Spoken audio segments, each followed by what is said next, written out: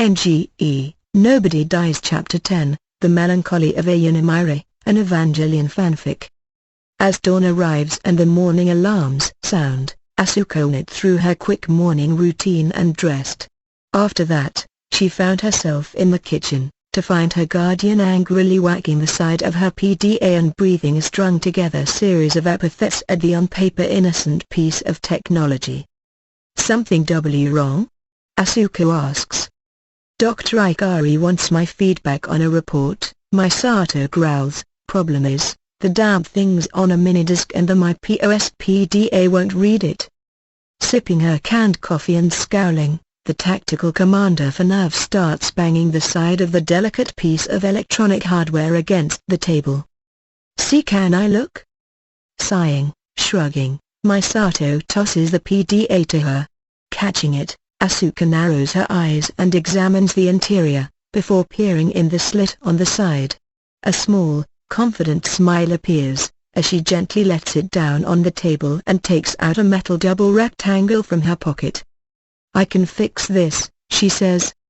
Snapping out the multi-tool into a screwdriver, and quickly unscrews the 4 major bolts on the back, laying them down before gently working off the transparent screen face and easing off the flayed white connection wires. Circuit boards are set aside and put in an order she has in mind, before the tiny optical drive is gingerly lifted from the array. Easing the minidisc out, she gently blows on the dim laser inside, flipping the multi-tool and revealing a Q-tip which she uses to probe the crevice. The optical drive goes in first, followed by the circuit boards. Reattaching every connector, she eases the display back on before swiftly fastening the screws back into place. Humming some tune to herself, she brings up the display, tapping at it as Misato watches in dumb shock, her coffee half forgotten in her hand. "There," Asuka announces, "done. I also linked the PDA's GPS feature to a map of Nerve 1 you had in the trash sectors of the hard drive, so you don't get lost anymore." Taking the PDA as offered from Asuka, she examines the map and nods. Looking up, staring at Asuka, she takes a long drag from her coffee and blinks. "Asuka," she says, "how did you just do that?" The girl lets off a shaky smile, sitting across from Misato. "I'm good with machines." Chapter 10, The Melancholy of Ayanamire.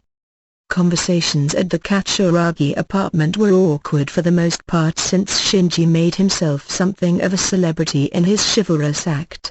So, she decided to sneak out early today. She had been lagging behind on her job at Nerve with Dr. Ikari, and it was Saturday, so she decided to get some extra hours in. Sitting on the tram leading to Nerve 1, she watches the plates go by to reveal the J-front below. Sighing, Asuka stares at her bag, dressed plainly in jeans and a sweater, once more alone with her thoughts despite being surrounded by people. Well, that was the plan. "Asuka?" Looking up, she forces a faint smile as Maya sits next to her. "Hi," the other assistant to the power trio of Nerve says, "heading in early?" "Why yes," Asuka says, and sighs, "it's been awkward lately. I decided to get some extra 8 hours. Maya smirks, leaning forward with an impish smile on her face. "Resn't malicious, you know." Asuka makes a sound much like a confused pet, turning and staring at Maya. Closing her mouth, folding her hands in her lap, she rocks back and forward on the seat. What do you mean?" she asks. I don't know if I'm upset with her, but I'm confused." Confusing," Maya responds, sitting back. "I remember when I first met her, I didn't really know what to make of her." A small, wistful smile crosses Maya's face. Turning to her, shifting her seat to meet her gaze, Asuka allows herself a small, curious smile. "When did you meet her?" 8 years ago, Maya responds. "My first jobs for Nerve was basically babysitting for the commander and Dr. Ikari. 8 years earlier." The doors to the mausoleum office of the commander opens as Ikari walks through. Stopping at the desk of her husband, she holds up the singed end of her lab coat and purses her lips. Ra has discovered fire. Looking up from the folder and financial request forms therein, Gendo Ikari takes a moment to stare, compose his response, and find an answer that does not ensure he sleeps on the couch. Can we replace her with one of the spares? He fails, miserably. Her brow rises, her arms fold, and Gendo Ikari scratches the back of his head and folds like a card table under his wife's glare. Sighing, she pulls up a chair and sits across from him, grunting slightly as seat meets seat. "We need to find someone to help take care of her," she says. "When we both agreed to take her in, we also realized the importance of our jobs at Nerve meant we couldn't spend every moment of every day with her. Times like this I miss Naoko," Gendo responds, signing off on a request. "We could always pass on the demeaning and messy jobs to her." Yui groans, palming her face. "Kozu's threatened to shoot himself in the head if we try to make him babysit again," she says. Ra refers to him as her special friend. "That poor bastard. So we need someone who is intelligent, capable and maternal." The door knocks. Yui turns, Gendo looking up from his reports as the brunette second head of Project E clears her throat. "Dr. Ikari," Ritsuko says, "that morning interview for the assistant position is here." Sighing, checking her phone list, Yui gives off another glare at her husband before crossing the office to the door. "Very well," she says. "Ritsuko, are you doing anything tonight?" "Yes." "What?" "I haven't decided yet," Akagi responds, face firm and set, "but I'm pretty sure it doesn't involve babysitting." Maya Ibuki, recent graduate student, certified genius, and closet lesbian, looks up from a light reading of the theories of Dr. Naoko Akagi regarding sentient computer systems to glance at the clock. Choking back her nervousness regarding the 5 minutes until her interview, she returns to her reading. He looks around. Seeing that she is alone in the lobby, she chalks it up to nerves and turns back to the reading. "What you doing?" Shrugging, she turns to her side and the cup of water on the table next to her. As she completes the turn, she locks eyes with the face now peeking out of the ventilation duct on head level. Squeaking in surprise, she watches with wide eyes as the small girl with pale skin and blue hair drops out of the ventilation duct and flips onto the seat next to her. "Ami?" Maya says. "I'm Ray," the girl says. "What you doing?" "In waiting for an interview." "Why?" "Because I want to work here." "Why?" "Because it is interesting work." "Why?" "Because I studied it in college." "Why?" "Because you are a curious little girl, aren't you?" Eyes closed, Ray nods, rocking back and forth in the seat. "Miss Ibuki?" She and the girl turn to the door at the other end of the skylight lobby as Yuya and Ritsuko walk in. Ray hops off the seat and skips over to Yui, beaming a smile as Yui stares at her with a raised eyebrow. "My apologies, Miss Ibuki," Yui says. "I see you've met my daughter, Ray." "Oh, no need, Dr. Ikari," Maya says, standing and bowing. "It wasn't a problem at all. She seems to be a very intelligent and curious girl." Yui pauses. Ritsuko raises an eyebrow and turns to the girl. "Really?" Yui asks. "So, after they interviewed me, Dr. Ikari asked if I would be willing to act as a supervisor to Ray while I was there," Maya explains, sipping her thermos of tea as the train speeds along. "And you agreed?" Asuko asks. Maya nods, sighing wistfully. "I have a much younger sister," she says with a smile, "so, I thought it would be easy. I have a sister who was 6 when I was hired by Nerve. I thought there was nothing I wasn't prepared for." She sips her tea. The smile is wistful, but for some reason her right hand is clenching. "I thought wrong." 1 week after being hired, Maya finds herself standing in the office of the Supreme Commander. Behind the desk, Dr. Ikari and Dr. Akagi discuss the photos delivered to them while the commander stares. Hands folded in front of her, shaking in her shoes, Maya clears her throat and prepares for death. "I decided to try something constructive," she says. I realize that with her intelligence and abilities, keeping tools and possibly weapons out of Re's hands was not something I could do arbitrarily.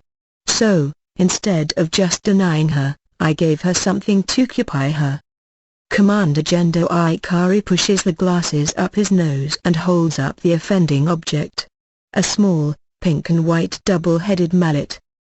A squeaky mallet, he says. Shoulders slumping, Maya nods. I have no idea how she destroyed Sub-Commander Fuatsuki's car with it. Behind Ikari, Yui snatches a photo out of Akagi's hand and stares at it. How do you bend steel with a squeaky hammer? Gendo leans back, looking at the photo. From a 45-degree angle, apparently.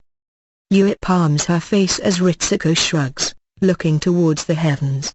Muted discussions of energetic destruction and Koza was reduced to tears bandied about. During the week, the situation dawned on her that she was not the first sitter for this girl. Still, Yui sighs, it's less than last week. True, Ritsuko whispers, last week she tried to switch the recipes for sloppy Joe and Bakelite. That's not even mentioning what she did when she tried bobsledding on Unit 01's jet strips. They stare at each other. Yui grabs the back of her husband's chair and spins him to face her. They talk amongst themselves, Maya swaying back and forth on her feet as she looks down and finds Rei standing next to her. A ventilation shaft has a grate hanging at an angle, and Maya sighs. Miss Ibuki, Yui says, what is your opinion of Rei? I think she's a very bright child, Maya says. She's inventive, intelligent, and imaginative. She's very precocious and enjoys being stimulated, and has seriously impressed me with what she is capable of. Yui's eyes go from Maya to Rei, who is smiling brightly. You're hired. So I started working at Nerve, Maya says, rubbing Asuka's shoulder and finding the girl not flinching. As it turned out, this was basically Rei's plan to get someone to praise her in front of Dr. Ikari. She started spending more time with Rei. I ended up in Project T. And she was 8? Maya nods, smiling. She's a smart girl, she says, very smart and very eager. And also more than willing to use people to get what she wants if she thinks it will help. You're not the first, but I honestly don't think she'd hurt you. It's not in her nature. She's just not very good at. Asuka turns to her, face expressive and curious. At what? Being normal. The train pulls into the station at the base of the Nerve Pyramid. Sighing, Maya slaps her knees and stands. I need to check in with Senpai Akagi first, Maya says. Maybe you could meet me for lunch? Asuka nods, a shaky smile on her face. Waiting, watching her leave, Asuka gets her own bag and walks out with the crowd. As she joins the masses of humanity, uncomfortable and hiding her discomfort, she allows herself a smile.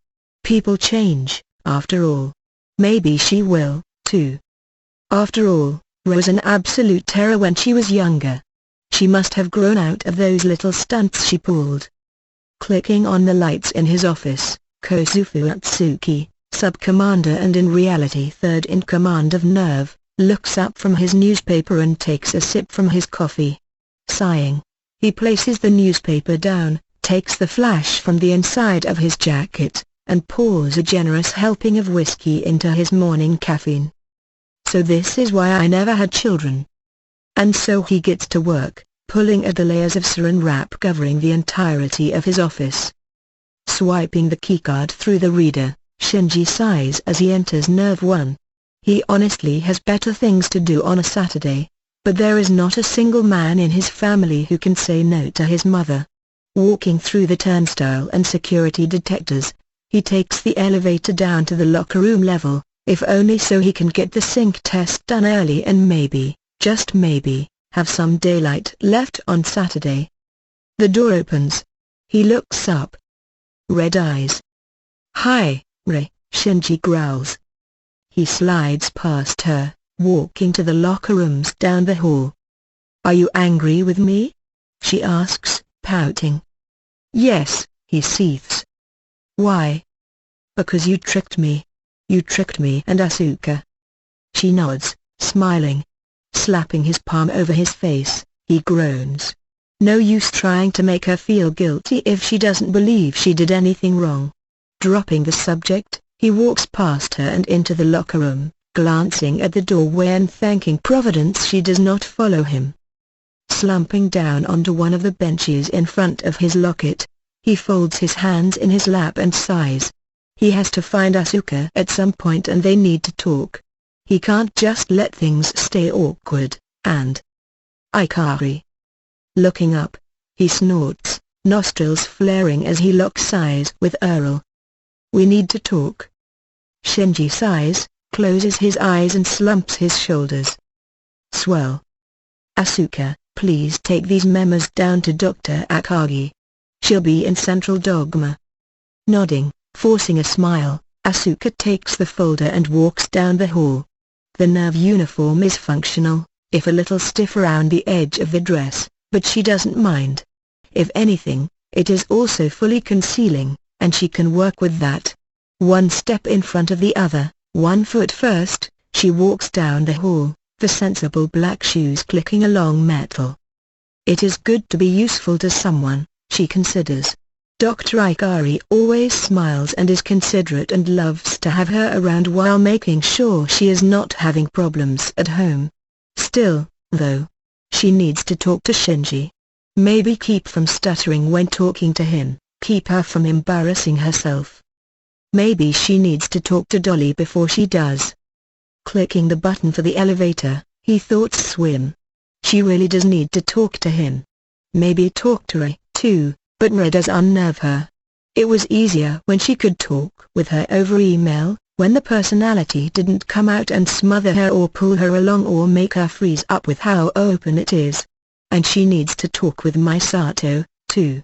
She needs to find something to do, and hopes the thing with Misato's PDA this morning didn't freak her out, because it does when she does it with Uri or people Mother works with at Nerve Germany and especially with Papa. The door opens. Asuka stares, eyes meeting green eyes and the blank, stoic face of the sole occupant of the elevator. What are you waiting for? She asks. Get in. Yes, Mother. Obediently as always, Asuka takes the position next to Kyoko, and the elevator doors close for their long descent. We need to talk, Yuri says, arms folded as Shinji opens his locker. About my sister. Sounds great, Shinji deadpans. What about? We can choose issues, you know. Maybe make something up as we go along. How's about that? A hand slams the locker shut. Shinji steps back, whirls on Uri and stands on his tiptoes to get to eye level as the other pilot glares at him. Fine, Shinji says, what do you want to talk about? The fact that your sister is a nervous wreck half the time? How she apparently cuts her palms with her nails. Wait. Shrugging, hands out and smiling, Shinji pats Uri on the shoulder. Let's start with why Asuka thought it was a good idea to throw herself at me. How about that? She goes silent. It is never a good idea to speak directly to Mother, after all.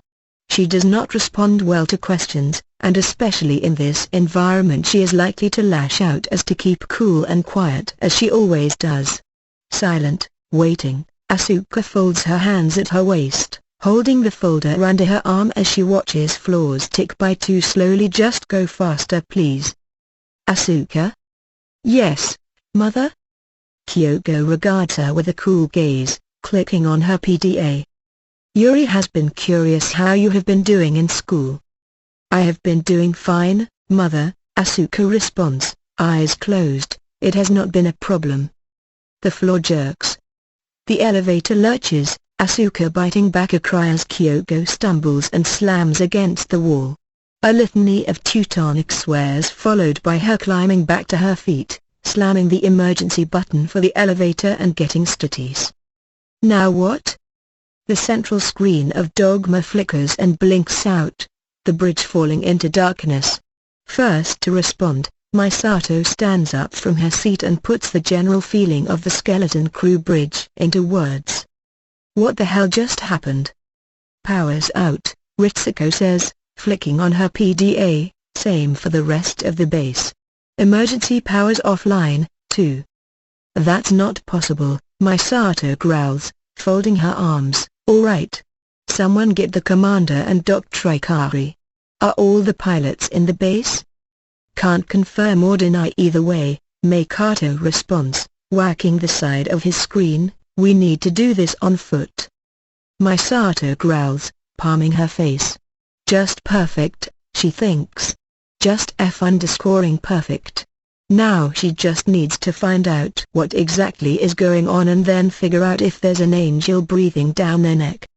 Rigged, she breathes, taking out her PDA. Okay, all the trackers we have are battery powered, and tapping buttons on the PDA, a map of the base appears, followed by 3 blinking lights. Got them. The card swipes. The turnstile does not respond. Well, that's not good. Staring at the card, Mana grimaces, swiping it again. If it was the wrong card, she muses, at least it would give some sort of negative beep or edX. This just means the entire thing's down. Backing out of the turnstile, she walks over to the next one to her right and swipes the card again. Once more, nothing. The textbook definition of insanity is doing the same thing over and over again and expecting a different result. And Mano Kirishima is not insane. Most definitely not. Trying to get in? Turning, she comes face to face with a glasses-wearing red-headed girl with little definition of personal space. Instincts take over, there is a blur of motion, and the girl is face down on the turnstile with her arm locked behind her. Could you please let go of my daughter? Mana looks up. Eyes go wide, and she lets go, the girl dropping to the floor as Mana clicks her heels and salutes. Walking up to them is a man with short, graying brown hair, turtle-shell eyeglasses and a crisp, black nerve uniform. Subdirectress. No need to get formal, Captain, the man says, lazily saluting back. Mari, I know you're eager to get inside, but let's not overdo it. Well, that's the problem, Mana says, shifting back and forth in her stance. The automatic systems aren't working. We're going to have to go by manual entrance. The older man sighs, folding his arms as his daughter dusts off her plaid skirt and glares at Mana, who glares back. Behind them, the massive doors remain silent and dead.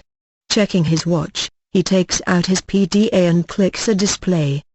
Well, if my schematics are accurate, the best manual access port I can fit in is this way. We still need to talk, Ikari. We can do that after the power comes back on and we're safe. So kindly try not to trip over your own feet, okay? A snort in the darkness as Shinji shines the PDA's display light down the corridor as the two walk. Sighing, Shinji cracks the knuckles on his free hand before turning back to his display. I'm guessing the adults are all in Dogma, he says. We should try to find my parents, too. If anyone knows what's going on, it's Mum. I will reluctantly agree upon that with you. 2 lights in the darkness this time, which is fortunate that neither of them had time to change to their plug suits before the lights went out. For some reason the only things he sees Yuri in are nerve uniforms and skin-tight piloting outfits. Why aren't you in school? Mother insists I get homeschooled, Yuri responds, and schooled at Nerve. Although, unlike Asuka, I do not have a degree. Degree? As in college degree? Yuri nods, unseen in the darkness. Noticing that, he sighs. She graduated 3 years ago. I was at the graduation, and Mother was quite sore with both of us because I was supposed to be testing that day. Shaking his head, he continues on. Either not noticing or not caring about the silence, Yuri sighs and continues. I love my sister, Ikari, he says. Whatever you may think, I do. I do not want to see her hurt. Any more than she already is. Hand grabs his shoulder and spins him around, and in the near darkness with the light reflecting off his features, he can see them twisting in anger. Eyes narrowed, lips twisted, teeth showing. "Don't mock me," he snarls. "Do you think I don't know? Do you think I don't care?" "Yes and no," Shinji calmly responds, prying off his hand. "My parents don't win awards either, but I do know that my mother, at least, made sure I could stand up on my own 2 feet if I had to. I'm seeing a lot less of that in your family." Yuri's knuckles crack. Any motion to punch him, however, falls short when a hand grabs his wrist and he turns to stare into Red Eyes. "Oh, this is good," the voice drawls. "We're all friendly, aren't we? 'Cause if we're not, I might have to make someone my special friend." "Right. Is that them?" Flashlight in one hand, PDA in the other, Misato gives off a relieved breath when the light hits Zuri and Shinji. "Misato?" "Yeah Shinji, it's me," she says. "Asuka pimped out my PDA earlier today, and I ran into her on the way here. Are you alright?" Yuri pulls away his hand, growling under his breath. "We are fine, Lieutenant Colonel Katsuragi," he says. "Do you know where my mother and sister are?" The light of Kyoko's PDA is the only illumination in the elevator as the woman reads over reports and status changes relating to Unit 02. Not a word has been said between them since the elevator stopped, which more or less is par for the course between the two. Asuka has retreated to the other side of the elevator, trying to avoid even the line of sight of the woman. "Asuka?" "Yes, Mother? I understand you are getting along with Ikari's child. Is this true?"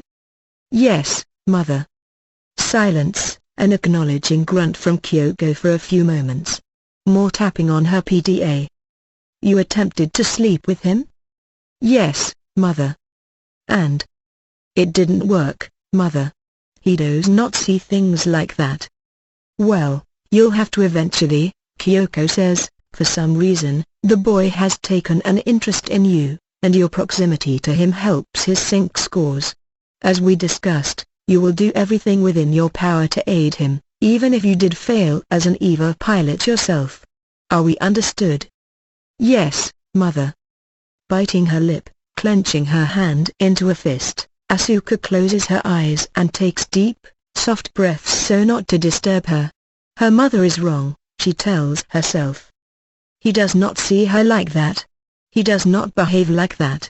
He would not do that to her, not like Mother believes he would. She is wrong, she tells herself. She is wrong. She is wrong. If she repeats that to herself, over and over and over and over again, it may not sound hollow and empty. Lights flicker on, and the lift jerks. Kyoko swears a thanks and clicks off her PDA as the elevator car comes to a stop. Several floors above Dogma, it stops, Asuka wiping her face on the back of her sleeve as the doors jerk, and stop. "The doors are jammed," Mana's voice announces from past the doors. "You, girl. Grab the other end and help me pull." The doors jerk open. Mana peeks her head in and grins. "Hey. Power's restored and we've been looking all over for you too. Guess who I ran into on my way here?" Kyoko sighs, closes her PDA and pockets it. Muttering, she looks past Mana and goes white. Fists clench and her eyes narrow as color returns, and she mutters a swear under her breath as she moves past the bubbly, red-haired girl and to the older man who reacts as if struck to her gaze. "Hello," she says, "Peter." "Hello, Kyoko," he responds, folding his arms and smirking. "Small world. Before you start your little inquisition routine, I'm here because Mari might be a potential child and this is the best place to test her. Besides which, as sub-director of Nerve Germany, I sort of have to check in with the boss every now and then." Sighing, he shakes his head, rubbing the bridge of his nose as Asuka peeks out, moving out from the corner she was standing in. Her eyes light up, avoiding Mari and Mana, gazing directly on Peter. Sub-Director Peter Serta gives off a small, albeit awkward smile. Hands folded behind him, then in his pockets, he adjusts his glasses and grins. "Hey there," he says, "how are you doing, Asuka?" "Oh, thank God. The group turns as Misato approaches, switching off her PDA before grabbing Asuka and pulling her out of the elevator. "Young lady, your little GPS trick saved our asses," Misato says, patting her on the back. "If this was an angel attack, you would have pretty much been responsible for saving humanity. We're going out to a steak place, on me." Asuka smiles, shakily, as she sees Shinji, Yuri, and reproaching. Trying to avoid laughing or hyperventilating, she can only walk as Misato begins guiding her to the exits. "Miss Katsuragi?" Misato turns to Peter, narrowing her eyes and looking up, mainly because the man stands a head taller than her. "Yes?" she asks, "and you are?" "Subdirector Peter Saru," he responds. "I'm Asuka's father." Misato stares at her. She stares for a long time, and then finally, laughing, pats him on the shoulder. "Great job," she whispers. And laughing, she leads the group out, leaving the other dumbfounded adults standing there with Misato's laughter echoing down the metal hallway.